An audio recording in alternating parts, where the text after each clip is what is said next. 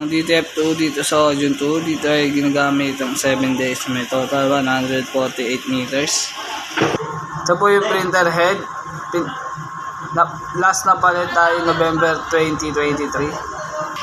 Ito po yung capping, may 70%. Head clean.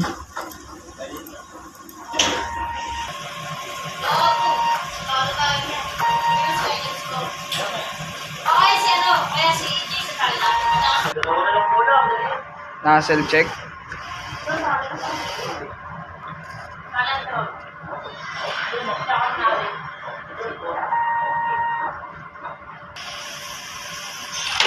System po ay tama lang. Base tank nilinis ng Biyernes. Ito po yung ABR. Dito naman ang stocks namin, Tanyos.